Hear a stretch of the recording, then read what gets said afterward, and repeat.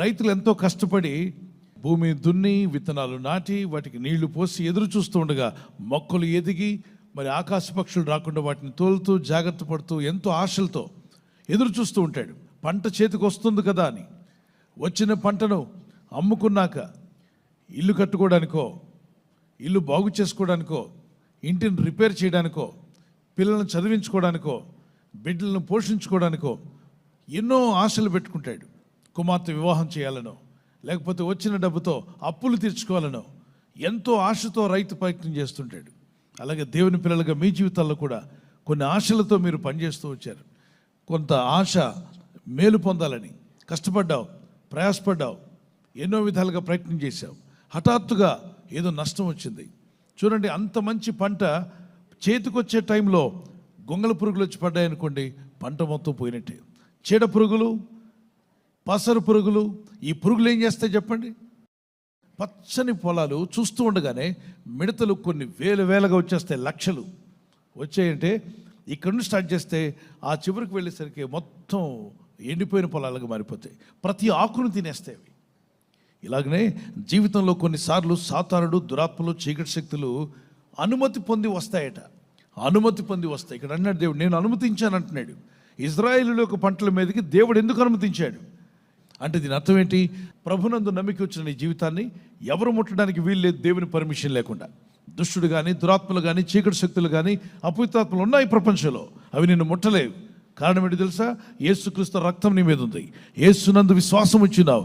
నిన్ను ముట్టాలంటే పర్మిషన్ కావాలి. వాటికి ఎవరు పర్మిషన్? దేవుని పర్మిషన్ కావాలి. లూక్ చాప్టర్ 10:19, ఏది ఎంత మాత్రం మీకు హాని చేయదన్నాడు. మరి హాని చేయదని కాపాడుతున్న దేవుడు ఎందుకు ఇజ్రాయేల్ మీద, వారి పంట పొలాల మీద ఈ చీడ పురుగులు అనుమతించాడు? నిర్లక్ష్య జీవితం జీవించారు, భక్తిని విడిచిపెట్టారు.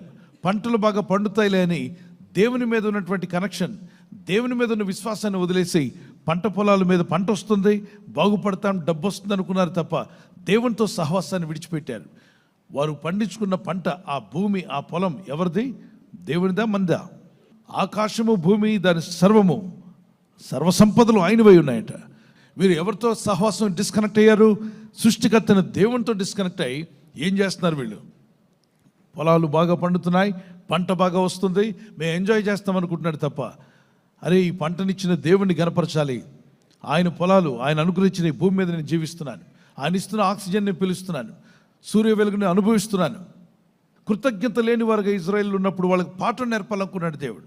దేవుని ప్రజలు ఎప్పుడు దేవునితో నడవాలి. ఈ సంవత్సరం అంతట్లో 11 నెలలు గతించిపోయాయి.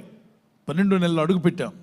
11 నెలల్లో దేవునికి విరోధంగా కానీ, అవిధేయత కలిగి, కృతజ్ఞత లేకుండా, దేవునికి ఇష్టంగా జీవించకుండా, మన ఇష్టం వచ్చినట్టు జీవిస్తూ, మన ఇష్టం వచ్చినట్టు మాట్లాడుతూ, దేవుని ఏదో మొహస్థుతి మాత్రం చేస్తూ, ఆదివారం మాత్రం వెళ్ళి కనబడేలా ఉంటే కొన్నిసార్లు దేవుడు మనల్ని కొడతాడు. దేవుని చేత శిక్షించబడతాం, గద్దించబడతాం. అదే జరిగింది ఇజ్రాయేలుకి. వాళ్ళు ఏడుస్తున్నారు ఇప్పుడు. చెట్టు బాగా ఎదగాలి అంటే మంచి చెట్టు, దాన్ని ఎదగనిస్తే అది మంచి ఫలాలు ఇస్తుందా, చెడ్డ ఫలాలు ఇస్తుందా? మంచి ఫలాలు నువ్వే తింటావు, ఆ ఫలాలు నీకోసమే. కానీ చెట్టు ఎదిగేదాకా కలుపు తీయాల్సిన బాధ్యత కూడా నీదే. చెట్టు ఫలాలు ఆశిస్తున్నావా? చెట్టు బాగా ఎదగాలని ప్రయత్నం చేయి. దాని చుట్టూ ఉన్న కలుపును పీకడానికి ప్రయత్నం చేయి.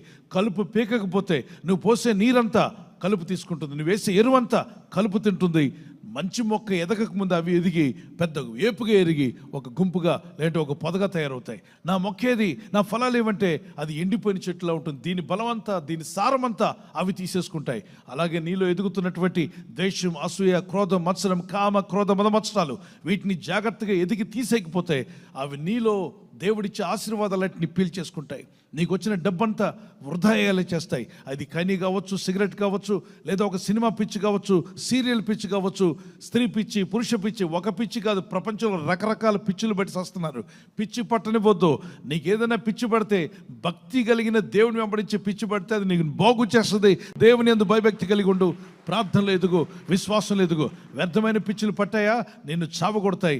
మొక్క చుట్టూ కలుపు మొలిసినట్టుగా నీ బ్రతుకులో నువ్వు ఎదగాల్సిన ఆత్మీయ జీవితాన్ని పాడు చేస్తాయి. నీ మనసును కృంగదీస్తాయి, దేవునితో డిస్కనెక్ట్ చేస్తాయి. ఒక పిచ్చి పొదల్లాగా ఆ పొలం అంతా పాడైపోతుంది కనుకనే వాటిని తొలగించాలి. దేవుని బిడ్డలు ఇప్పుడు ప్రభు అంటున్నాడు, ఏదైతే గొంగళ పురుగులు వచ్చి తినేసాయో, చీడ పురుగులు పసరు పురుగులు తిరివేశాయో ఆ పంటను నువ్వు పోగొట్టుకున్నావు కదా, బాధపడుతున్నావు కదా, వేదన పడుతున్నావు కదా, ఆ పంటను నేను తిరిగి ఇస్తాను అంటే దీని అర్థం ఏంటి? మనం పశ్చాత్తాపడినప్పుడు 2 తిమోతి 3:1-6 వరకు చదువుదాం. అంత్యదినములో అపాయకరమైన కాలంలో వచ్చిందని తెలుసుకున్నాము. ఎలాగనగా మనుషులు స్వార్థప్రియులు, ధనాపేక్షులు, బింకములాడువారు, అహంకారులు, దోషకులు, తల్లిదండ్రులకు అవిధేయులు, కృతజ్ఞత లేనివారు, అపవిత్రులు, అనురాగరహితులు, అతిదేశులు, అపవాదకులు, అజితేంద్రియులు, క్రూరులు, సజ్జన ద్వేషులు, ద్రోహులు, మూర్ఖులు, గర్వాంధులు, దేవుని కంటే సుఖానుభవం ఎక్కువగా ప్రేమించువారు. దేవుని కంటే సుఖానుభవం ఎక్కువ కావాలట. పైకి భక్తి గలవారు వలె ఉండి, అంటే ఎలా ఉంటారు? పైకి భక్తి గలవారు వలె ఉండి దాని శక్తిని ఆశ్రయించిన వారై ఉందరు. అట్టి వారికి విముఖుడుగా ఉండము. ఇదంతా వ్యర్థమైన భక్తి లేనటువంటి తనం, ఇది మనలో ఉండకూడదు. మరొకటి చూపిస్తాను. గలతీ పత్రిక 5:19 చదువుదాం. శరీర క్రియలు స్పష్టమై ఉన్నవి. ఏంటి ఆ పొలానికి పట్టిన చీడ?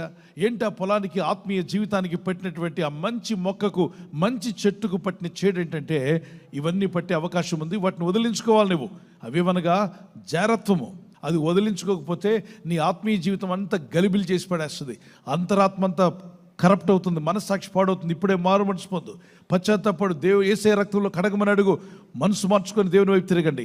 అపవిత్రత ఉంటే వదిలించుకో, కడగబడాలి. కామకత్వం ఇదొక చీడ. విరారాధన, అభిచారం అంటే వివాహం అయిన తర్వాత, వివాహమైన స్త్రీ, వివాహమైన పురుషుడు, వారిద్దరు భార్యాభర్తలు కాకపోయినా వారిద్దరూ కలిసి జీవించడానికి ప్రయత్నం చేస్తే అభిచారం అనే పాపం వారిని అంటుకున్నట్టే.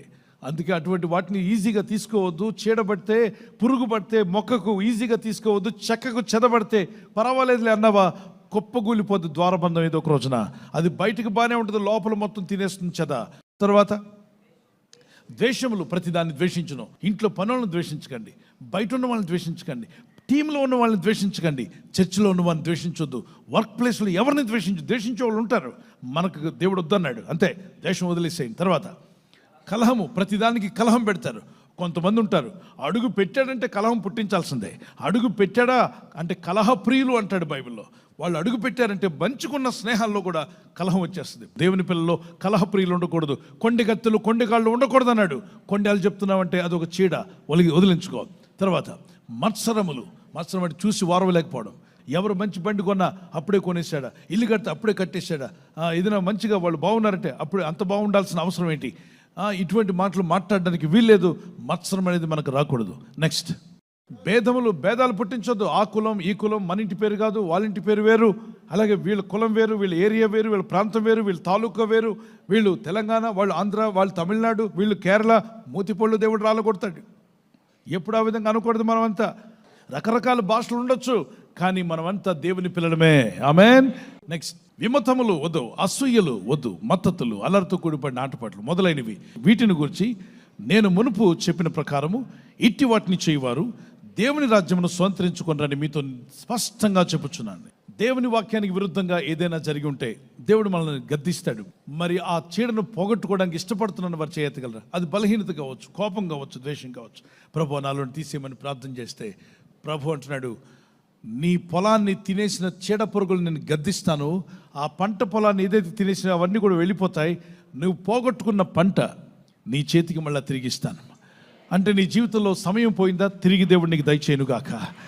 ఆరోగ్యం పోయిందా, తిరిగి నీ ఆరోగ్యం ప్రభు నీకు దయచేయునుగాక. ఆర్థికంగా పోగొట్టుకున్నావా, నీ కష్టార్జితం తిరిగి రెండంతలుగా ప్రభు నీకు దయచేయునుగాక. నీ జీవితంలో ఏ విషయంలో నువ్వు నష్టపోయి ఉన్నావో అవన్నీ తిరిగి నీ దేవుడు ఇవ్వగలడని నమ్మితే గట్టిగా దేవునికి స్తోత్రం చెప్పగలరా?